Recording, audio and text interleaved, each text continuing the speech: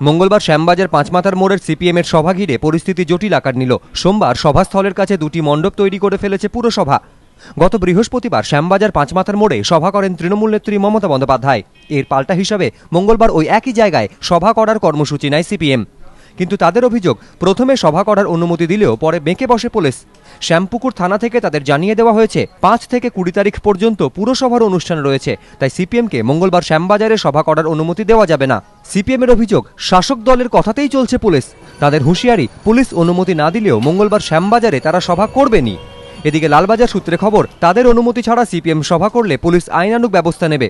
এই চাপানুতরের মধ্যেই সোমবার শ্যামবাজার মেট্রো স্টেশনের সামনে ও তার উল্টো দিকে দুটি মণ্ডপ তৈরি করেছে পুরসভা। তৃণমূল সরকারের দ্বিতীয় বর্ষপূর্তি উপলক্ষে প্রতিটি দফতরকে নিজেদের কাজের কথা মানুষের কাছে তুলে ধরার নির্দেশ দিয়েছেন মমতা বন্দ্যোপাধ্যায়। সেই মতোই শ্যামবাজারে মণ্ডপ করে পুরসভা নিজেদের কাজের খতিয়ান তুলে ধরেছে। পুরসভার এই কর্মসূচি নিয়েও প্রশ্ন তুলেছে বিরোধীরা। তাদের দাবি, তড়িঘড়ি করে শ্যামবাজারে এই কর্মসূচির সিদ্ধান্ত নেওয়া হয়েছে। তাছাড়া এরকম কোনো কর্মসূচি নেওয়ার আগে মেয়র পরিষদের বৈঠকে ডাকতে হয়। সেই বৈঠকে প্রস্তাব পাশ করিয়ে সিদ্ধান্ত নেওয়াটাই বিধি। কিন্তু এক্ষেত্রে তা মানা হয়নি বলে অভিযোগ সিপিএমের। যদিও এসব অভিযোগ মানতে নারাজ পুর কর্তৃপক্ষ। তাদের পাল্টা দাবি, 30শে এপ্রিল পুলিশের কাছে অনুমতি চাওয়া হয়েছিল।